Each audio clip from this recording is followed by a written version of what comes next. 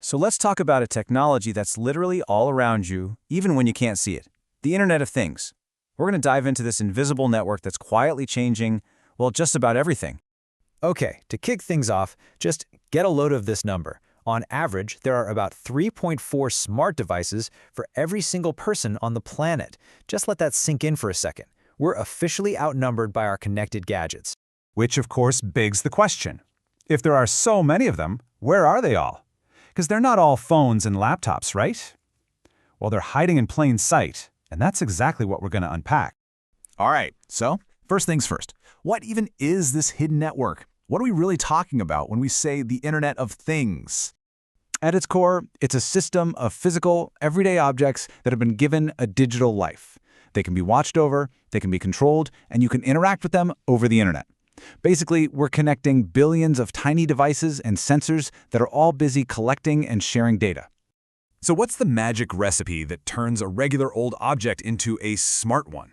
Well, you need these 4 key ingredients. First up, a sensor to see or feel the world, like a thermometer or a motion detector. Then you need a processor to act as the brain. Third, you need an actuator to actually do something, like flip a switch or make a sound. And finally, the communication interface. That's what connects the whole thing to the Internet. And this, right here, this is the perfect way to picture it. Think about a regular kettle. It's on its own, you have to turn it on yourself. A smart kettle, it's connected. You can automate it. It shares data, like how much water is in it, and it can talk to other smart devices in your house. It's gone from being a simple tool to being part of a team.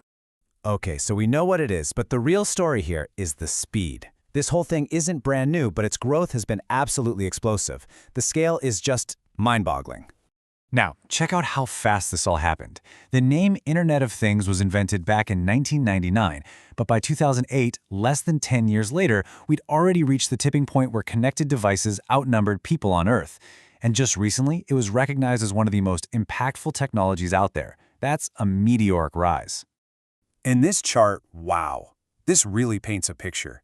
See, back in 2015, IoT devices were still in the minority. By 2020, they'd already crossed the halfway mark. But look at the projection for 2025. We're expecting them to outnumber everything else 3-1. It's a total takeover. So we know what it is, and we know it's growing like crazy. But where do you actually see it? Let's take a quick tour of our newly connected world. I mean, just look at this web. It shows how widespread IoT has become. It's not just one sector, it's woven into the very fabric of our lives. We're talking smart homes, smart cities, healthcare, farming, transportation. The list just goes on and on. It often starts really close to home, right on our wrists, actually. Wearables like smartwatches and fitness trackers are probably one of the most personal and common IoT devices out there, monitoring our health, our steps, our sleep.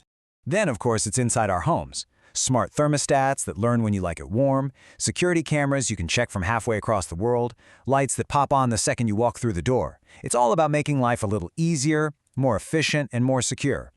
And it just scales up from there, right into our cities. Take this, for example, smart bins that have sensors to tell the city when they're full. No more wasted trips for garbage trucks, and no more overflowing trash cans. It's a simple idea, but it's a brilliant efficiency boost for an entire city. Now, in healthcare, the impact is, well, it's profound.